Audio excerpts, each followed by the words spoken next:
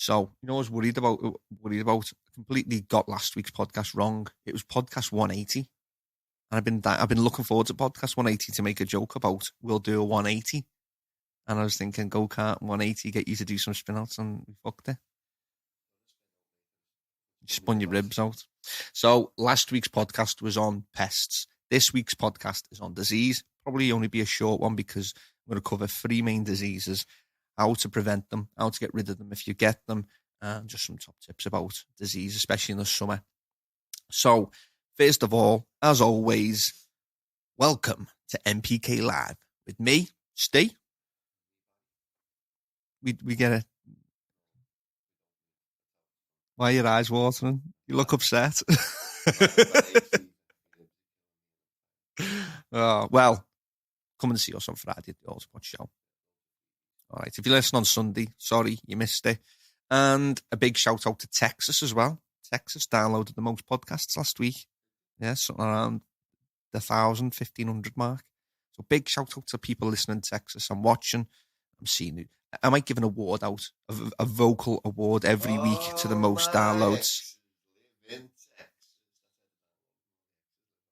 Your exes, yeah, they live in Texas. They're all strapped up, aren't they? Yeah, I will be as well if you're my ex. So today's podcast, 181, disease. 181, yeah, disease. I know, that's because I fucked up and I said 179 last week, and Josh has put 180 up, and yeah, it's 180, 181, disease, my fault. I'll take that one on the chin. Right, Barry, you're getting good at this now. Who are the reasons that we can do the podcast?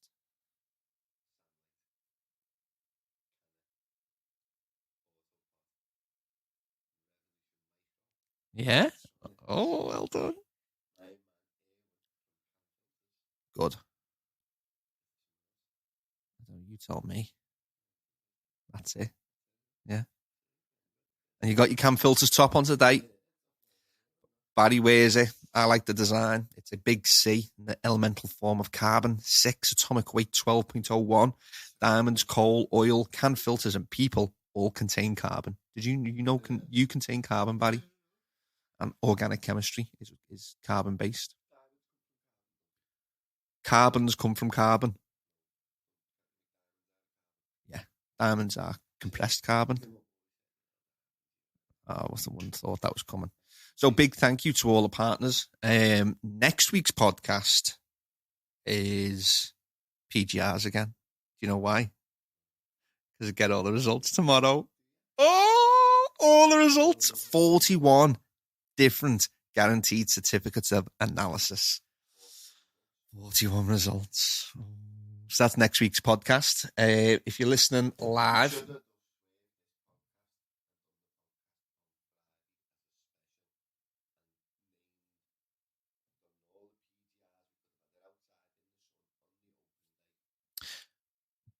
Yeah, that's true. But imagine if Veg Bloom came back and they had PGRs in there who we've done our stand with. Yeah, we will. But I doubt it. Now, I want to do a big podcast on it. I want to do the results of the awards, or of the... Yeah. I'm going to name everybody. It's the whole point, isn't it? So we're going to name everybody, and they thumbs up or hopefully not thumbs down if they contained any PGRs. And then I hope so as well. I do. I want it to be a good, positive podcast. And then we're going to follow that on with natural plant growth. It is. I'm worried because could lose some friends. It's taken a little bit of time as well. This scale of testing has been a big test. It's 5 different PGRs over 41 different products. We'll know tomorrow. We get the email. So there you go. So next week's podcast will be live. Yeah, 41 different certificates of guaranteed analysis for every single product in your range. So I think the good companies is going to start doing some marketing around it. I'm going to phone every company and tell them tomorrow, yeah. But I'm going to say to them, you're not allowed to publish your results till Wednesday next week, which is when we'll do the podcast. And we've got some nice little promo materials as well. Wouldn't you? Oh, they'll be harassing me. That phone will be ringing tomorrow. So yeah, and then I've been off for a week. I've been reading a book, and it went in depth on natural plant growth regulators, gibberellins, auxins, indole acetic acid. Really interesting stuff. So we're going to round off next week's podcast with all that sort of stuff. But 181, it's disease. Coach is going to go to intro, and we're going to get right into it.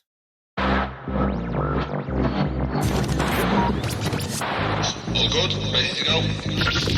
Turn my voice up a little bit. Oh, God, for everyone watching, the whole family. Are you ready to go? Are you built a beer in the house that I built, in the booth that I built? I know people tune in every Sunday to listen, but even when business is good, we still manage to do the podcast. NPK.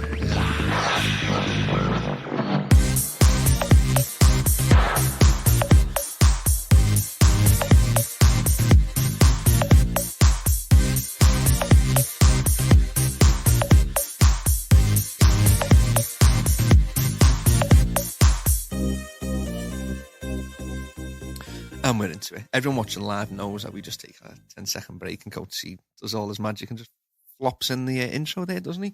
So, Barry, it is disease. Tell us about disease, Barry.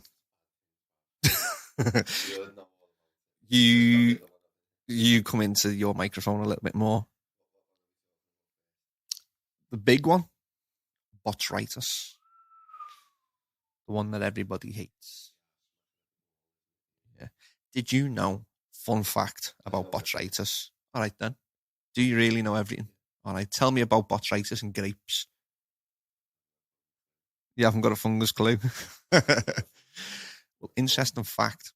Some wines actually want botrytis on their grapes. Makes it sweeter. Yeah.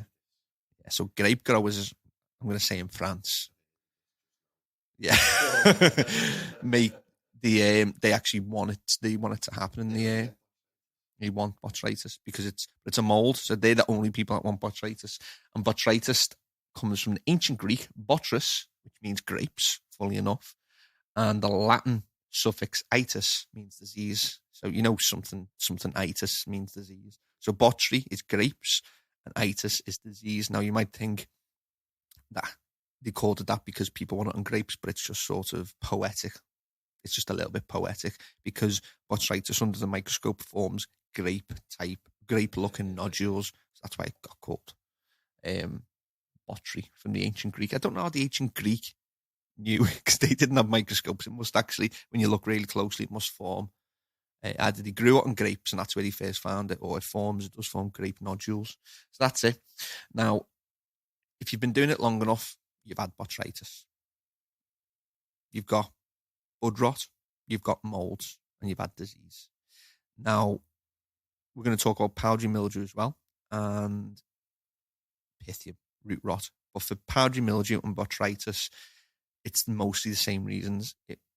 Powdery mildew tends to happen early in veg because your humidity is high and your canopy is close together. But botrytis tends to happen in flower when your humidity is high.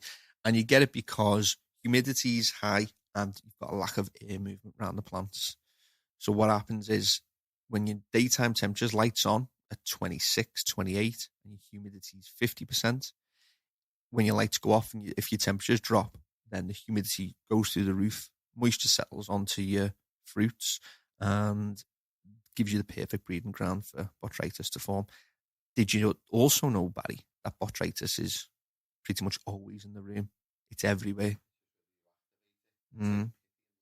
Pythium's exactly the same, yeah.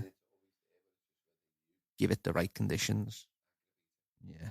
So it's when pythium, the difference with pythium is it literally physically is always on your root. And when you give a lack of oxygen with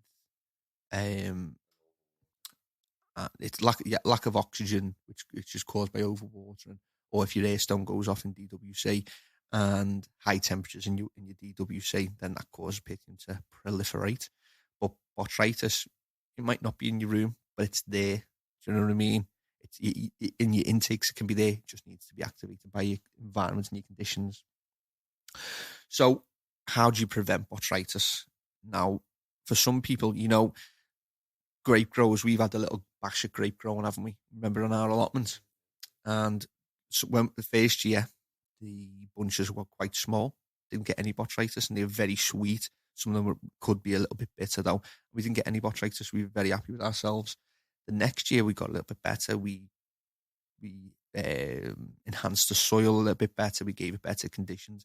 And the bunches of grapes that we grew were big and tight and dense. They were gorgeous. We were very happy with them. And then 3 weeks before we were going to pull them down, they just caved in with botrytis. And that tends to be the way it always happens. When you've got a bit of a prize-winning flower or fruit and it's dense, like those grapes were, that's where it can attack, because it gets into the middle of the plant. It doesn't attack from the outside, so you can see it early. It comes in from the middle of the plant, doesn't it? It takes a few weeks before you start to see brown leaves. So what you'll see is your plant will be lovely and healthy, and you'll just start to get brown leaves popping out, and you pull them out and you can just see the botrytis there. And it's disgusting, and your heart melts when that grey, funky mould comes out. You hot, Barry, and knackered. Oh, a little bit. Your eyes are glazing over. Yeah, I don't know if that's the hay fever, or you're not that interested in botrytis. So, how do you prevent it, Barry? Yeah, at all times, day and night.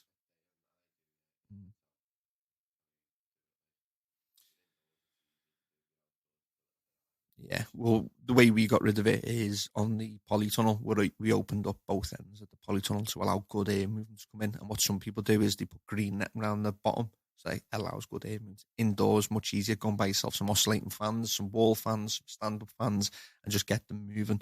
You don't want them bashing the plant, but you want them aimed up at the sky. Yeah, and aimed up at the ceiling and on the floor, and just keeping the whole room. Yeah, diffusers as well are really good. They'll help keep the room the same humidity, same temperature. Keep your air circulating, reduce humidity to below 50%, and make sure you don't have big swings in your temperature. Now, having a clean room can really help as well. Like I said, it's there in the air. If you've got a dirty room, increased risk of getting botrytis. If you've got a clean room, it's going to be much better. And in clean rooms, you just tend to be a neater grower, a cleaner grower. You're going to spot things a lot quicker. Try to defoliate bushy plants. It allows good air movement.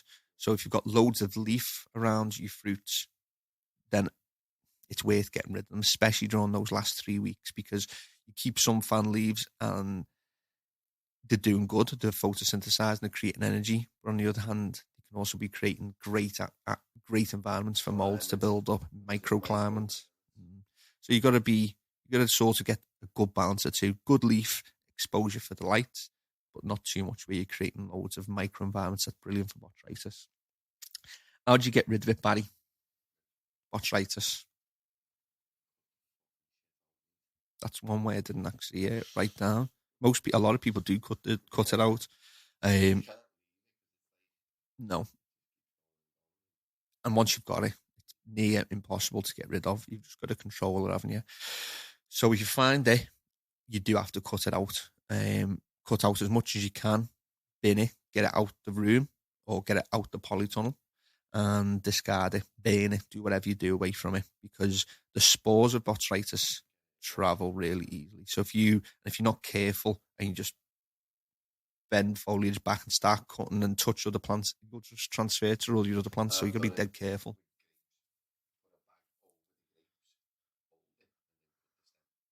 Yeah. Oh yeah, you can see it. The dust go everywhere. There's another method. Some if it's up to you to decide when you use it. Some people might want to use it straight away. I would use it straight away. Is the UV light, ultraviolet light. Ultraviolet light, if you don't know what it is very, very high energy photons of light.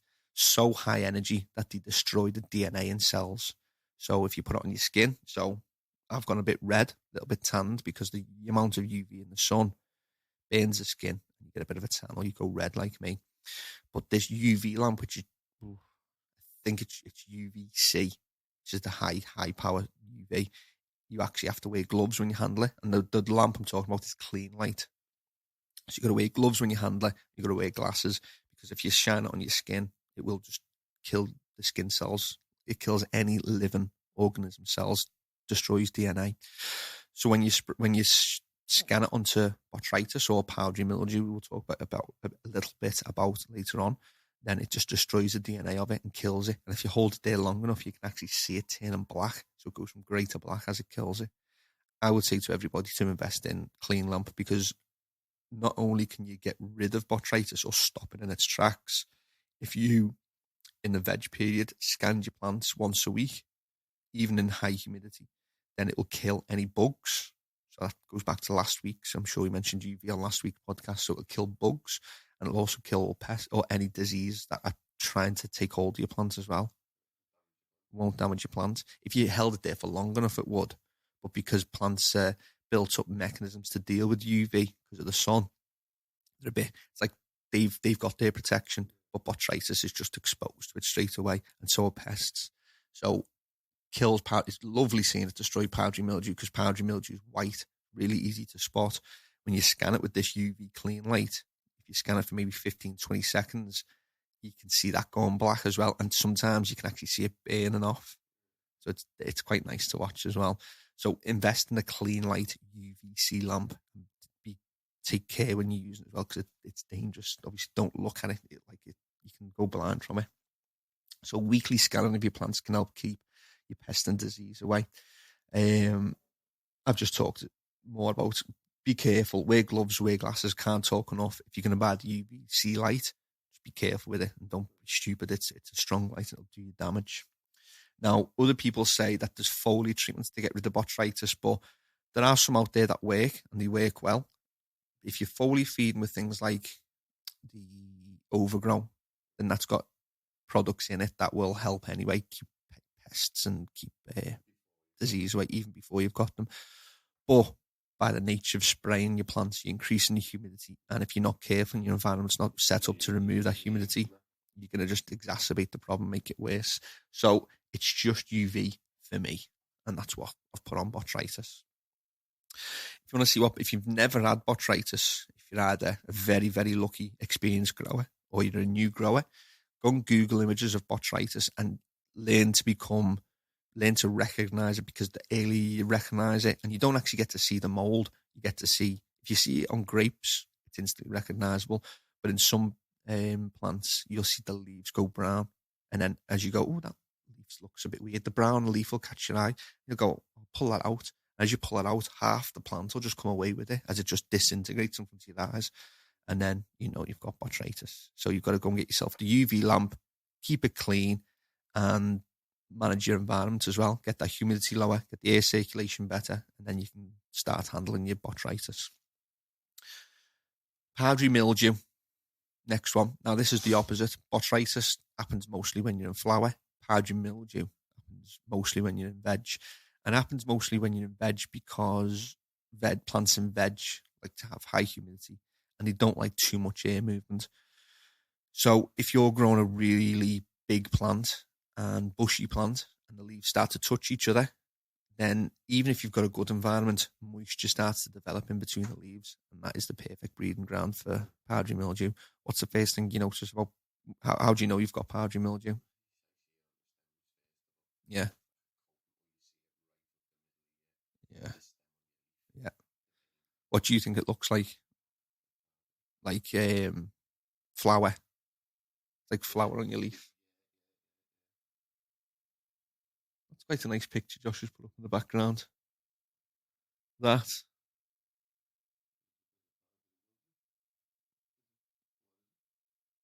Josh is going to zoom in on something. He's pulled up a picture. I think that the fancy word for that is necrosis. Just cell death of a cell. But is that, have you typed in what have you typed in there? Because that botrytis of a leaf. I've never seen that before. I've only ever seen it on grapes and on actual fruits. He's typing botrytis. So anyone watching live, you can see that's botrytis of a leaf. That's interesting. Never seen that before. So Google that, 'cause I hadn't seen that. And there's little specks of white and brown all over it, which looks as though it had water on it. That looks like water and heat damage. But for anyone listening to the podcast, then you've got the benefits of you can listen and Google at the same time. So while you're listening, Google botrytis and become aware of what it looks like on the leaf and on the plant and learn how to spot it quickly. And while you're doing that, look at powdery mildew and learn what that looks like and how it spreads around the plant. For powdery mildew, if you have, so it looks like someone's threw a bit of flour on your leaf. Looks like white. It's very recognizable. It's actually surprising that it still exists because it's white against a green background. So it's very easy to spot. So you wouldn't think it'd be still here. Do you know what I mean? People have come up with ingenious ways of getting rid of it. But if it covers less than 50% of the leaf, then you want to try and get rid of it with keeping the leaf intact. If it covers more than 50% of the leaf, then the energy that the leaf is producing through its 50% is not enough to keep the leaf alive and fighting the powdery mildew. So yeah, get rid of it. So if it covers more than 50% of your leaf, get rid of it. If it's less than 50% of the leaf, think up and come up with ways of how to get rid of it. First of all, attack the environment, same as botrytis, same as most diseases of the leaf and of the plant. It loves high humidity, loves low air circulation. So resolve those, increase air circulation, and reduce your humidity a little bit. But obviously plants still love high humidity in veg, so you've got to play the balancing game. Yeah, stop it at its tracks. Yeah. And if you've got any leaves touching, defoliate.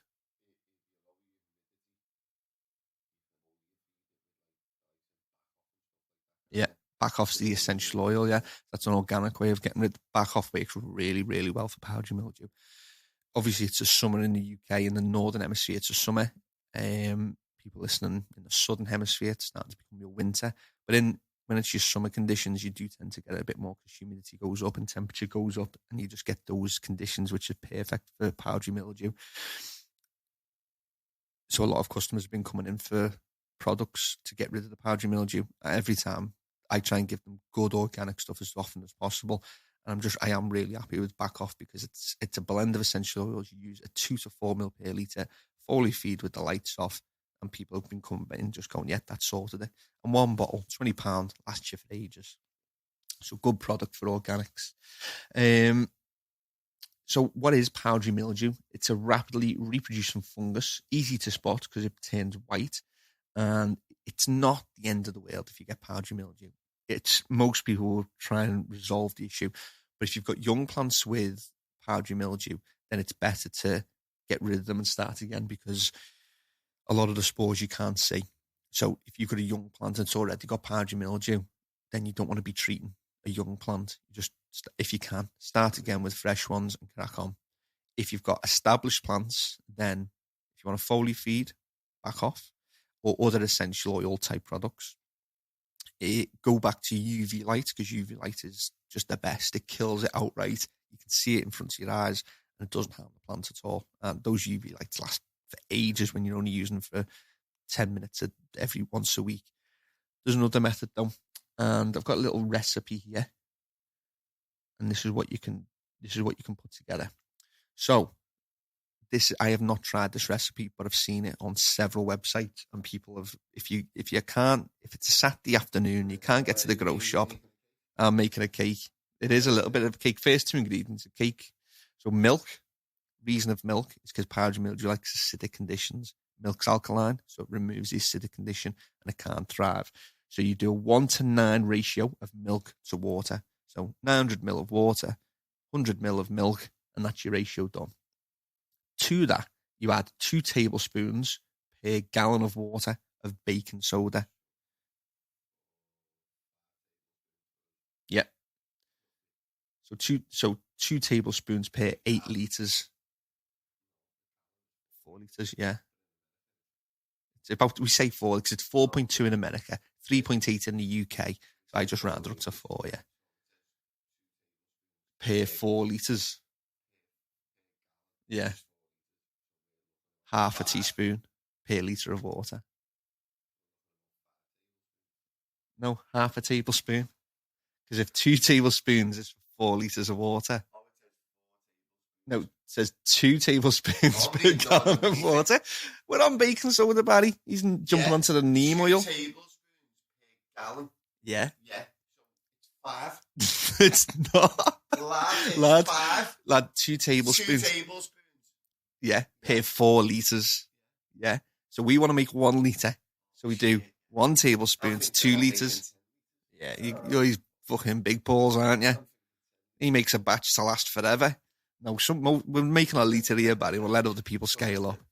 So baking soda, half a tablespoon per litre of water. Again, baking soda is alkaline, so it's going to get rid of that acidic condition. Neem oil, 4 teaspoons per gallon of water. So we want 1 teaspoon of neem oil into our litre. And hydrogen peroxide, 1 teaspoon per gallon. So we basically do 1/4 of a teaspoon. And then SM90 on a 1:5 ratio of SM90 to water. SM90 is a water surfactant, so it allows it to spray. Yeah, that's exactly what it is, yeah. So it just spreads over leaf. So milk, baking soda, neem oil, hydrogen peroxide, SM90. You know, all the ingredients that your mum's got in a baking kitchen. Now, some people just like to make their own shit, don't they? So here's a little recipe for you people. Thinking back now, not many people have got that in the kitchen. Just wait till Monday, go and buy yourself a UV light. Yeah, and some back off. Now, people who live in environments with extremely high humidity, shout out to Florida. I know we've got a lot of listeners in Florida and the UK, our second biggest listenership. You'll probably need to get a dehumidifier in the summer to control the humidity, especially important during the flowering part when your humidity really needs to be 45% throughout flowering. And when the lights go off, your dehumidifier will come on and remove all that excess moisture. You do want to get on top of your bushy plants though, Barry. Get on top of that bush. It's just out there. You need to remove some of that bushiness. Do you use scissors or shears? Put it closer. Oh, that sounds... All right, stop it now. That's what Barry uses anyway for his bush. I use snips myself. It's much cleaner. If you got scissors that sound like that, take them back to the shop. They've rusted up to fuck. Stay on top of your big bushy plants, because if the leaves are touching each other, it just creates microclimates. And if your leaves are touching, they're not photosynthesizing, they're not even being efficient. It's taking energy to maintain them. So do a good bit of bush trimmage. Keep that bush trimmed up. We'll use this as the 1 minute Instagram thing. Make very sexual references. Yeah, trim your bush. Don't get powdery mildew. Another thing to do. This applies for all plants, all diseases. Calcium, very important. It's like, you tell me, Barry, what's the stuff you put in between bricks to keep them together? It's right, lad. Unfortunately, we lost our sponsorship from this orange can. So they...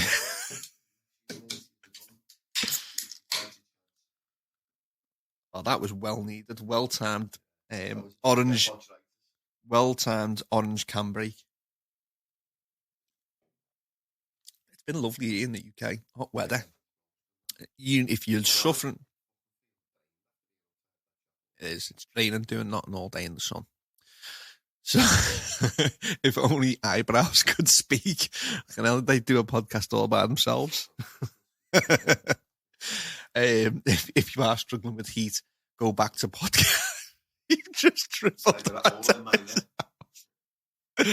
Oh, you're a sausage today, aren't you? You just need to go, tell you what, follow us on Instagram at NPK_Hydroponics, and you'll be able to see the Instagram story of Barry building with his whizzer.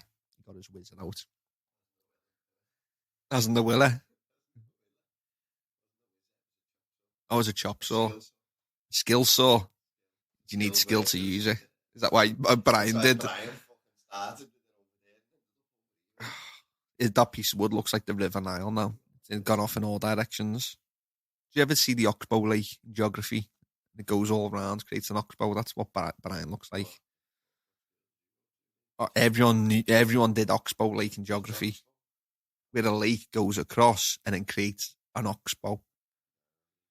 You were asleep during that part of geography class, so. were you? Did anyone else do that? Oxbow Lake? Anybody? No? Nah, you went to same school. Yeah, obviously. Go to a posh one. We didn't carry violins and flutes. Did we? I've never ever carried a violin or a flute. For Lucy's on Picton Road, didn't we, Josh? We used to stop for Lucy's. He didn't. He stopped to polish. Yeah, like Lucy's used to get out of there 10 pence each. 3 Lucy's lit. It was. It was the French horn, actually, mate. Well, no. If you're interested, look up Google. I've grew up in all areas. I'm a full Liverpool. I've lived in many areas. I've experienced many cultures. I'm a multicultural type of guy. So anyway, Google image Oxbow Lake if you don't know what it is. I was very good at geography. Do you know what the capital of Australia is? Have a guess. Have a guess. Guess? What's the capital of Australia? Interest me one bit, man.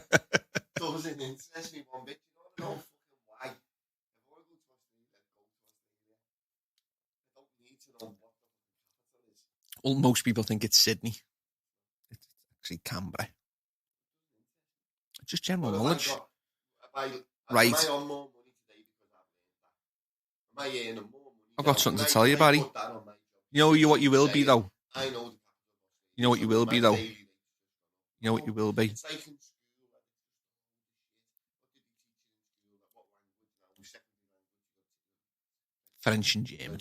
No, mate. Most of us English don't go to France. We all go to fucking Australia, lad. If we all want to move out of Britain, we all fuck up to us. You know what I mean? So, how the fuck am I learning French? What you should do in schools is teach them life lessons and finances.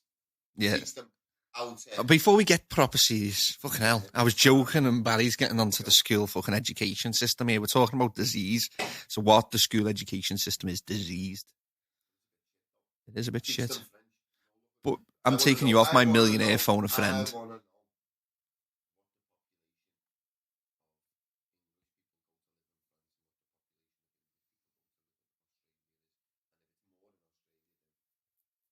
You should learn Australian. You population is in Australia, mate. should learn how to do a Barbie. What's your last name, Shirley?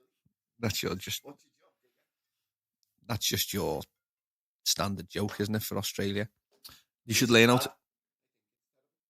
Well, before we get back onto... Life skills and finances. Why don't you have a lesson on money? You should How to do. manage money? There's actually an Instagram meme I seen the other day, and it was Miss, will you learn me will you teach me how to do me taxes so that I don't get done by the IRS or the VAT people in the UK? She goes, no, you don't need to know that, but actually the square hypotenuse of a triangle that's what we need to learn. When was the last time you did the square hypotenuse of a triangle?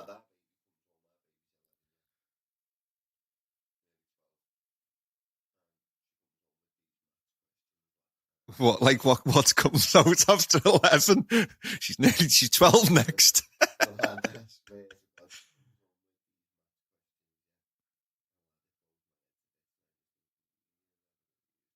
No. I think they should do finance and taxes, how to run a business, entrepreneurial stuff. No, we should teach them. Yeah. And German.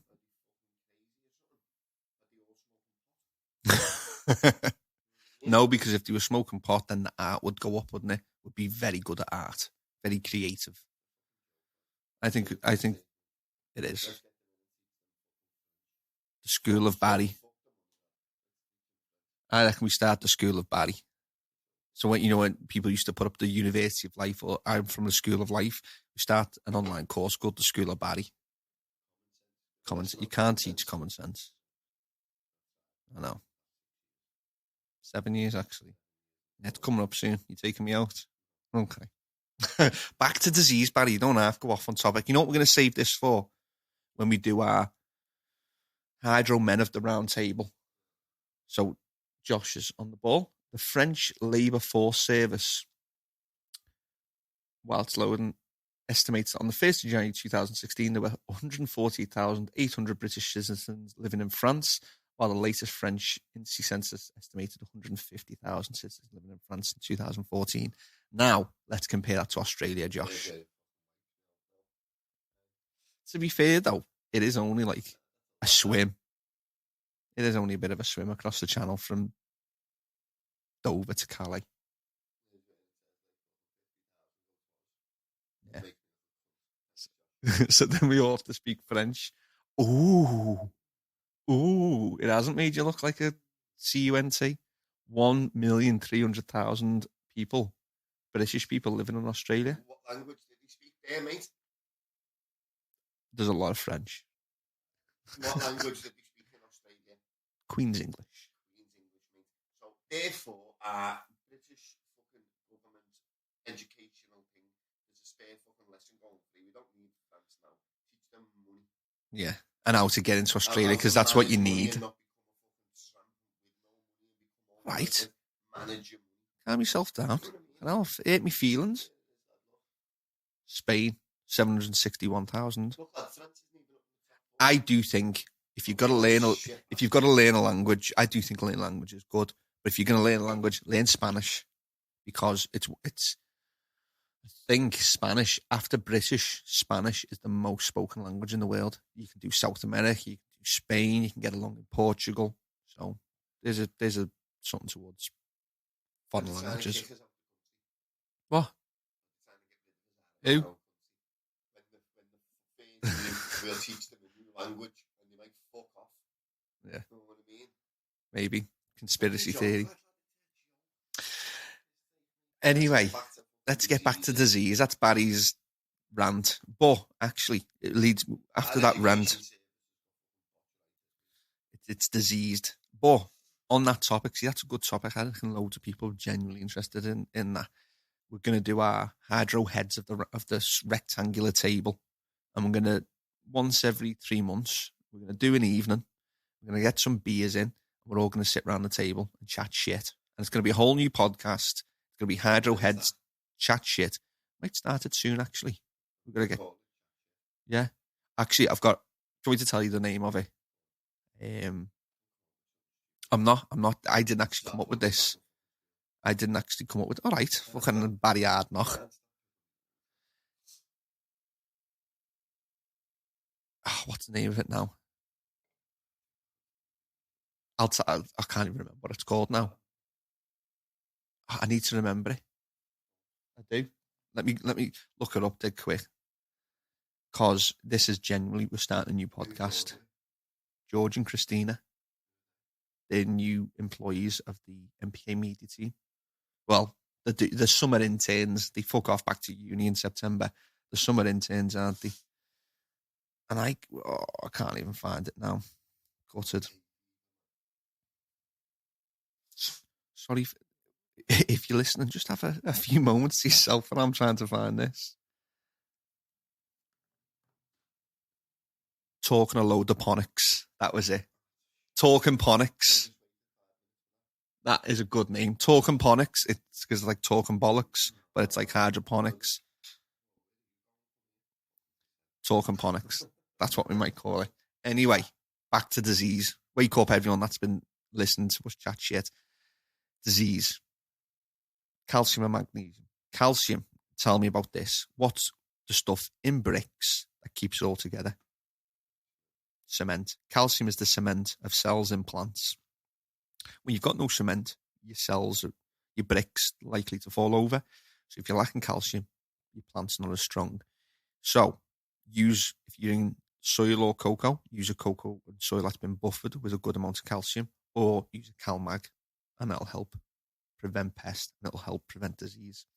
And then also using a product like silica, solar green power by Buddha's trees, our current favorite. It strengthens cells walls and makes it harder for powdery mildew to get in. Did you know that powdery mildew's got, like, to take hold, it actually pierces the plant and sucks out all the juices? It's like the vampire of the diseased world. It's disgusting. What, sucks out all your juices? It's disgusting. So, powdery mildew, botrytis, it's to do with your environment. It's easily controlled. Air circulation, reduce your humidity if you can. UV light will get rid of it all. If not, things like back off and essential oils will help as well. Google image, search for botrytis, search for powdery mildew in all different varieties of plants so that you know what you're looking for and you can spot it early. Yeah. The last one. The last one, we've talked about powdery mildew. The last one is Pythium. Pythium. It's a nightmare. Most people get it when they're in DWC, deep horticulture. Pythium, like we said before, is always there. The Pythium is a parasitic Umocoites or Umocytes. That's what it's called for the science people out there. Formerly classified as a fungi. They are a plant parasite, but Pythium, Pythiosis, is transmitted by the fungus gnat. So they were a disease that we didn't cover too much on last week because they're not a big problem in terms of pests. But fungus gnats carry the Pythium on their feet, and if you get fungus gnats, you tend to get Pythium as well. In DWC, it's because your lack of oxygen and high water temperatures have created the perfect breeding ground for Pythium. Root rot is what it's most commonly called. So it's very easy to prevent. Oxygenate your water and keep it at about 18 degrees.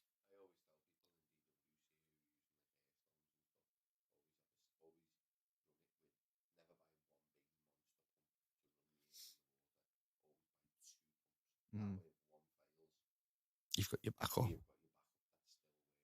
Yeah, because you're looking, really, even before you get powdery mildew, if your air pump took the knock, you're looking at 24 hours before your plant's starting to die. But if it's not, if your airline gets blocked and it's just releasing a little bit of oxygen to keep the plant alive, then you're going to get Pythium. And then, obviously, if your water chiller's not working properly, your water temperature is going to go up, you're going to get Pythium. Now, most people say, and everywhere you read, you'll see Pythium because it's like a brown sludge on your roots. If you grab your roots in DWC and you run your hands through them, brown sludge will come off, or you'll notice it might not have even turned brown. But you know, if your roots, healthy white roots, don't clump together, you can literally see each individual root, can't you? With Pythium, before it turns brown, before it starts to smell horrible, the roots tend to clump together. Yeah. They all just stick together, don't they? Some people just don't even notice that. In DWC, it's easier to get Pythium, but it's also really easy to notice, and you can notice a lot earlier, so you can do something about it. Now, a lot of people in DWC, and even in cocoa and media, will go to hydrogen peroxide to get rid of it. The problem being is that Pythium is because it's like the phone network, EE. It's everything and it's everywhere. So if you use hydrogen peroxide, then you're going to kill 99% of it. What's the problem with killing 99% of something? Yeah, we were talking about this with Dettol the other day, weren't we? So if you don't do the conditions to get rid of Pythium and you throw some hydrogen peroxide through it, then the conditions are still there to allow that 1% to take over. And what you've done is you've just killed every beneficial bacteria that is fighting the Pythium. So you've just wiped out the whole playing field of your good army, and you've left it completely open for the bad army to take over. So I hate hydrogen peroxide. If you're going to use it, you've got to use it every day.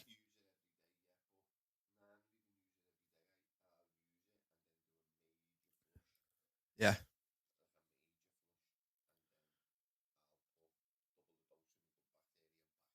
Yeah. Now, here's people say, well, people think that we are maybe biased because of our partners, or we're biased because I've got a disliking to a certain range of products. And my history with Botanica is well known if you're a good listener of the podcast. However, if you're a DWC grower, or you're any sort of grower, but especially in hydroponic systems, HydroGuard by Botanica is absolutely phenomenal. Bacillus thuringiensis is this particular strain in HydroGuard, and just you go onto every forum, you cannot find a bad word said about that product. It's absolutely phenomenal. If you get Pythium, it gets rid of it. If you use it before you get Pythium, then you just don't ever get Pythium, because that particular strain, Bacillus thuringiensis, absolutely outcompetes the Pythium bacteria or the Pythium humicote, and it just never ever is able to take hold. So it's a big shout out to the product of HydroGuard. When NPK had it in the shop about 4 years ago, the Botanica range, because HydroGuard is a bacterial product, it has to be specially licensed, and we never actually had it in the UK last time round. And this time, HydroGuard have got it, and they've managed to get the license for it. So if you're a DWC grower or a hydroponic grower, you should have it in your medicine cabinet. It is the number one product to prevent yourself from getting Pythium. I think we've pretty much covered most of Pythium. I've put that the scary truth about root rot is that it's preventable. Like, even without a product like HydroGuard, oxygenate, keep your temperatures low, you're not going to get it. Also, Gavita by Top Heavy Crop is a very good product that also outcompetes by Top Heavy Crop. It's been a hot day, Barry. Come on. Don't just sit there just pulling out all by Hydrotops. Yeah, thank you, Barry. Thank you for waking up and correcting me. Gavita by Hydrotops is a very good product for Pythium.